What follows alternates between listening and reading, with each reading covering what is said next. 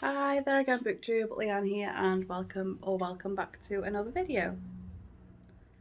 So today I'm going to tell you about everything I read in August and kind of show you on my tablet how I went. I'm going to screen record this time so I don't have to angle it at you and all that kind of stuff. So you'll be able to see it properly. I'll try and slot it over this side or something. So I'll sit over here. So I'm going to hit screen record and show you everything that I read. So here is everything that I had on my TBR for the month of August. And so if I scroll across for you, these are the first two books I read. So that is Severed Souls by Terry Goodkind and A Memory Called Empire by Arcady Martine. And for Severed Souls, it was a reread and it was my series continuation prompt. And I gave that a 4 stars because, again, I've read it before. I like the book. I know I like the book. And it's not a 5-star book for me. It's kind of depressing, actually. And it's all kind of dire and sad and bad all the way through. So I feel like there should have been some hope, but I can kind of understand why there wasn't, if you know what I mean. So yeah, that was a 4-star read anyway, because it's by it's one of my favourite series, or from like a spin-off of one of my favourite series. So I'm rereading them all so that I can actually finally catch up and read all of the books. Anyway, the second book I read then was A Memory Called Empire by Arcady Martine, and that was a 3-star for me. And I know that's very unpopular as an opinion, but I've found out recently over the last few months that politics, like reading politics and fantasy and sci-fi and all that kind of stuff, doesn't seem to like do it for me. I don't really like it that much. So if I hear now that something's very politics heavy, I'm probably not going to read it. So you're better off not suggesting like very political books to me, because it seems like I'm not going to like it. And it looks like my cat's going to get in the litter tray now. So if you hear scraping in a minute, that's why. Anyway, so yeah, I liked the characters and I like what they did and I liked the general plot, but if it wasn't so political, I think I would have liked it more. It's just that a lot of politics and stuff kind of go over my head because I'm just not really interested. So yeah, that's why it was only a 3. Like I say, I liked it and it was good, and I liked the world and I liked everything in it and I liked the characters. It's just that the plot didn't go the right way for me politics wise. Like it's just not interesting to me, so that's why. And that's the scraping. So moving on to the next thing I read in August is the Mark of Athena by Rick Riordan, and I gave this a 4 out of 5 stars. I really enjoy Rick Riordan's world with the Greek gods and the Roman gods, and this one's got a mixture of both. And I think it's really cool how like the gods have like a Greek version of themselves and a Roman version of themselves. I think that's really cool. And I really liked the characters. I like certain scenes in this book. If you know about the Narcissus scene, that was my favourite scene in this entire book, and it was so funny. As you can see from the screen recording, I have a little image of Team Leo and somebody signing his arm, and that's like a joke from that scene, and I thought it was really funny. So yes, I very much like the Percy Jackson and the Olympians world. And I think it's good that Hades isn't like the big bad for a change. I think that's great. So I'll thumbs up to that one. I know the next book is the House of Hades, so Hades is going to be in it more. And he's probably going to be kind of a bad guy because I think cinematically and like in an entertainment sort of way, he makes a good bad guy, but I never see Hades as a baddie. So we'll see. We'll see what happens next. So yeah, I gave that a 4 out of 5 stars, and I really enjoyed it. I'm looking forward to continuing on with the series because, like I said, I love mythology, and I am really enjoying Rick Riordan's take on all of the myths and all that kind of stuff, and pouring it into like a modern setting, which is really cool. So then I moved on to The Priory of the Orange Tree by Samantha Shannon. This was another reread, and I'm not telling you, am I, what the other things were. So A Memory Called Empire was an Interstellar book club pick. The Mark of Athena was highest rated book on my Goodreads, which I agree with. It's a very, very good book. So I'm quite happy with that. And that was a buddy read with the Brooks Book Nook Discord server. So that's what that stands for. And then, right now, moving on to Priory of the Orange Tree. This was my audio pick prompt. Pick prompt. Yeah. And I read this with the Wizardly Duo Discord, and I rated this a 4, I think. Yeah, 4 out of 5 stars. I seem to be a 4-star strumpet right now. I know everybody says 5-star strumpet, but since I've gotten a bit more critical, I suppose, with my reading, I've just become 4 stars instead of 5 stars across the board, unless I really, really like something. So that's what seems to be happening.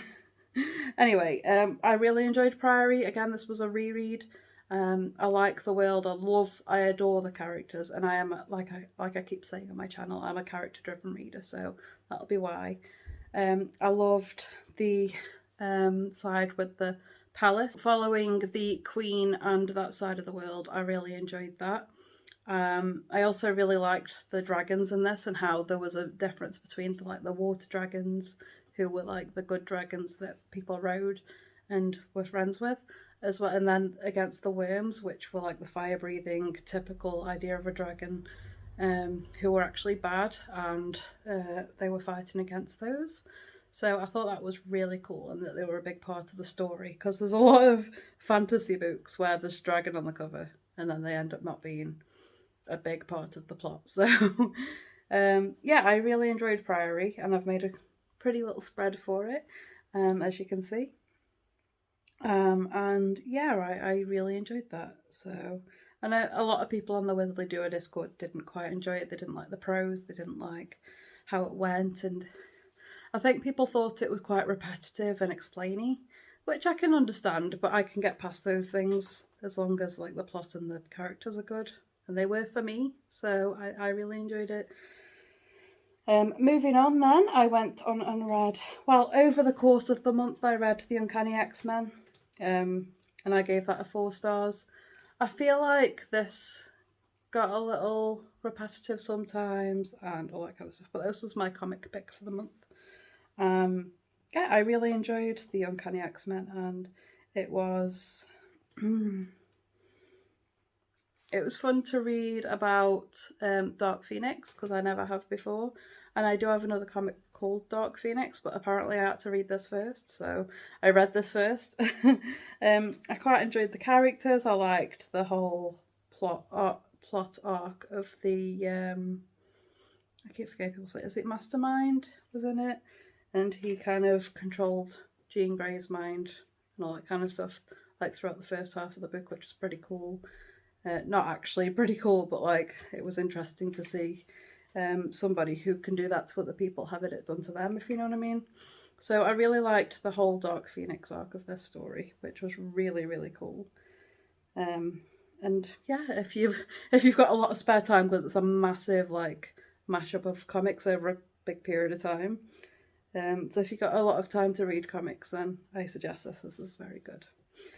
Then I moved on to Howl's Moving Castle, which I borrowed from the library, and I this is a 5-star book. Yeah, I absolutely adored Howl's Moving Castle by Diane Wynne Jones.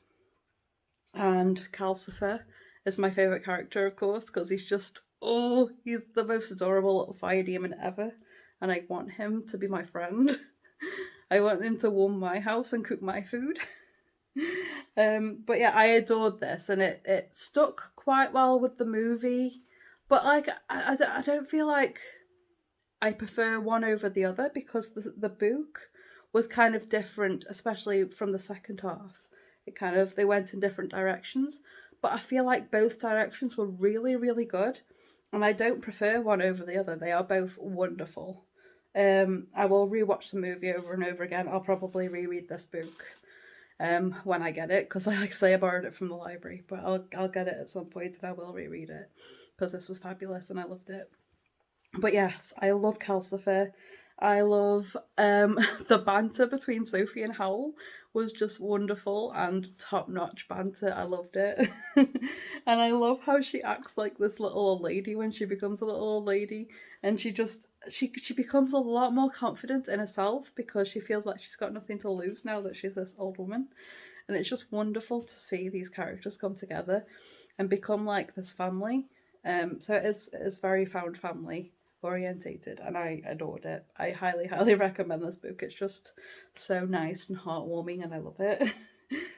And this was the book with W in the title, which it does because Howl has W in it. And I read this as a buddy read with some people on the Shelf Space Discord server. So then I moved on to The Eye of the World by Robert Jordan. This was a reread for me, but it was also to start a new series, and I read this with some people on Gregory LaPerche's channel, Discord server rather. And this was a 4-star read for me. There's a lot of 4 stars on this list. Yeah, it's fabulous. There was a lot of inns that they visited. Yeah, lots of inns. But yeah, I think Loyal is currently my favourite character in this book. Somebody you meet quite far into the book, so I'm not going to tell you who Loyal is, but he's definitely my favourite right now. I thought this book was really wonderful, classic fantasy. You can see the inspiration taken from things like Lord of the Rings, and it's just wonderful, and I really, really enjoyed it. And I'm very, very excited to move on to The Great Hunt in September and read that and continue on with the rest of the series, because I'm dying to know what happens. Because yes, I know I've read the first 3 books before, but I don't really remember much about them apart from like little snippets. So I'm excited to get to where I was and then continue, because I don't know why, but yeah, I know why, because there was loads of new shiny books and I couldn't control my series reading back then. But I think I'm a bit more on point with that now. So yes, I'm very excited to continue on with the Wheel of Time series. Right, so after I finished Eye of the World, I moved on to Gearbreakers by Zoe Hana Mikuta. And this was the Faes and the Gays book club pick, and this was my read for a person of colour. And I gave this 3 stars. It's a good little read, I enjoyed it, but it just, I don't know, it felt like some things were missing and it wasn't wonderful, but I still enjoyed it. So yeah, it was good. Just good for me, really. I don't know whether I'm going to continue the series or not yet. I think I will, just to see if, because I think this is a debut, I think. And I'd like to read the next one just to see if it gets better. Because the world and the characters and everything have got so much potential. And I feel like hopefully the second book will push that. Because I feel like maybe the first book was very much on world building and showing who the characters were and all that kind of stuff. So I'm hoping book 2 will be awesome in comparison. So yeah, I quite enjoyed it. Like I say, 3 stars still isn't bad. It still means I enjoyed the book. So then I moved on to Windsor Strife by U.G. Gutman and gave that 4 stars. And you know what? It was really cool because this is the first time I've been able to sit and talk to the author whilst I've been reading the book. Because I read this with the Brooks Book Nook Discord server, and the author of this book is in that server, U.G. Gutman. So it was really cool to be able to talk to the author and tell him my thoughts whilst I was reading it. It's a very unique experience, something I've never ever done before. So that was really good fun. And it's good to have the author there if you need to ask questions and stuff like that as well. So, and just to tell them what you're feeling, and maybe even get a snippet into the future of the books, and also talk to them about their inspirations, because there was certain things that the book reminded me of while I was reading it, and I mentioned those things to the author, and he told me that those were part of where things are going and where things are coming from. So I mentioned one of the characters, I wanted them to have a big dark phoenix moment, and he said that might be coming, so that would be awesome. I just don't know how it's going to go specifically. It could go in a few different directions with that kind of hint, so I'm very, very excited to see what happens next because it's going to be a trilogy as far as I know. So it's going to be cool to see what happens in the next books. The only thing I will say about this one is there's a lot of trigger warnings for like abuse, so like there's sexual abuse hinted at, and there's like domestic violence hinted at and all that kind of stuff. And well, not hinted at, it's actually in the book. But it's very dark, it's very, like, there's very morally grey characters in this book, and I will just say, you know, just be aware that you're not going to like the characters that you're following in a sense of you're rooting for them. You still want them to get their butt kicked,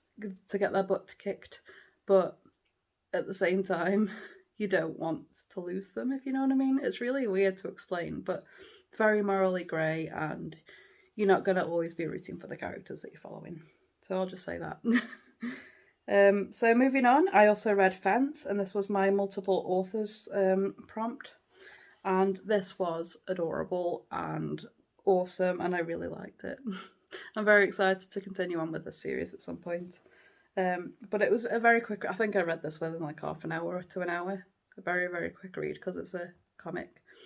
But I really enjoyed this. It was a really cool, like, enemies having to be roommates. That's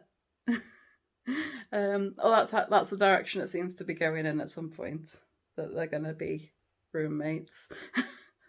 But I really like this, and I'm very excited to continue. I can't really tell you much apart from that it's about fencing, and I don't want to ruin it for you because it would kind of give the plot away, so I don't want to say much more. The roommates is fencing, and they are basically competing to become part of a team for fencing. And so there's a lot of rivalry going on. But yeah, I gave this 4 stars and I really enjoyed it. So then moving on, I read The Girl Who Drank the Moon, and that is by Kelly Barnhill, and this was my teapot pick. So I chose a book from my physical TBR on my teapot, and I gave this 3 stars. It was very cute and nice, and I did really like reading it. It just got a bit too cheesy for me, I guess. It kind of kept talking about love, magic in a very cheesy way and kind of really delving into that. And it was like slightly cringe. I don't like using that word because it makes the book sound bad, and it's a lovely little book and I did really enjoy reading it, but it didn't quite hit the 4-star potential for me. I feel like some things could have gone in. I know it's a middle grade and it's gonna be kind of cheesy in places, but I've read better middle grades. I'd still recommend it. It's still a cute, nice little book. I just